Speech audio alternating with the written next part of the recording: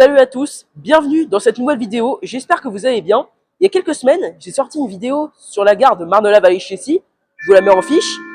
Mais justement, sur la branche Marne-la-Vallée-Chessy, il y a des gares qui étaient planifiées, mais qui n'ont jamais ouvertes. Il est temps d'en parler. C'est parti. Sur une carte détaillée du réseau ferré francilien, on peut voir, sur la branche Marne-la-Vallée-Chessy inaugurée en 1992, que 2 emplacements ont été réservés pour des gares qui seraient actuellement non planifiées. Et on va commencer par Croix-Blanche. Quand j'ai écrit ma vidéo, au début, j'étais un peu bloqué, car quand on cherche gare de Croix-Blanche sur internet, on trouve rien. Mais genre vraiment rien du tout. En tout cas, rien en rapport avec une gare du RER A située à Bussy-Saint-Georges.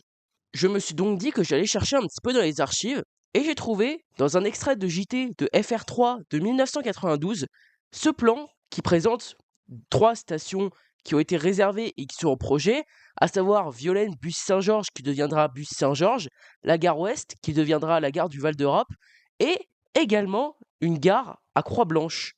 On peut voir sur ces 2 cartes que l'emplacement réservé pour la gare de la Croix-Blanche devait être situé à peu près ici. Mais bon, on imagine assez facilement que l'urbanisation doit être beaucoup trop faible pour qu'il y ait une gare.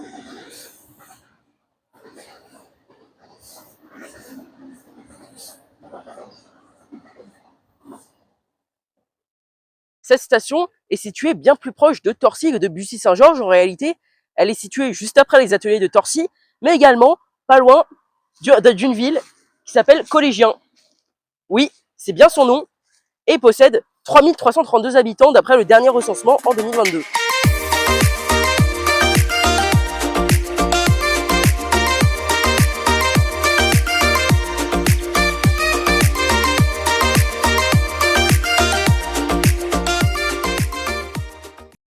En fait, cette gare devait être conçue pour desservir les futurs quartiers ouest de Bussy-Saint-Georges. Une ZAC a été décidée en 1992, mais celle-ci a été annulée en 1999 à cause de la forte opposition des écologistes.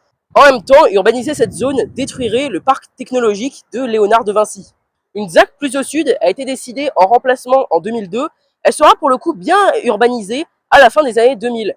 Par contre, cette ZAC a été construite plus proche de la gare déjà existante de Bussy-Saint-Georges. L'annulation de la ZAC a entraîné le projet de gare dans sa tombe. Sur Cartométro, il y a une autre gare qui est mentionnée, celle de Sycomore.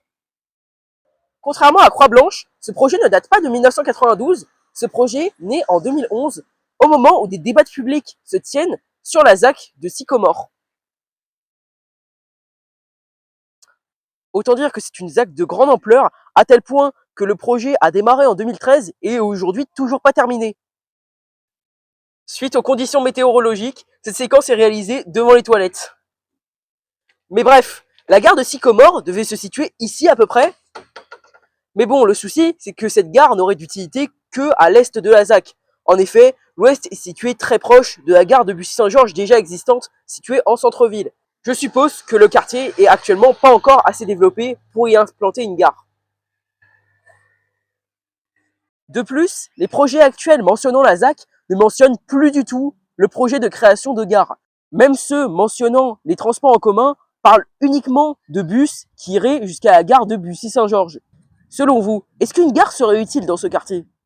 Pour faire une conclusion, même si ces projets de gare ne semblent pas abandonnés, car je n'ai trouvé aucune information concernant ces abandons, pour la gare de Croix-Blanche, je dis très peu d'espoir, honnêtement, à moins qu'un gros projet de quartier sorte de terre. Et même avec ça, il est possible que les pouvoirs publics pensent que la gare de Torcy suffira. Pour la deuxième, j'ai un petit peu plus d'espoir, encore que la ville de Bussy pensera peut-être que des bus suffiront pour l'interconnecter à la gare de Bussy-Saint-Georges déjà existante. L'avenir de ces 2 gares semble compromis. Merci d'avoir regardé cette vidéo, j'espère qu'elle vous aura plu. Je vous invite à vous abonner à ma chaîne YouTube, à liker la vidéo et à la partager. Et nous, on se retrouve pour la prochaine vidéo qui sera un peu plus longue, je vous le promets. Salut!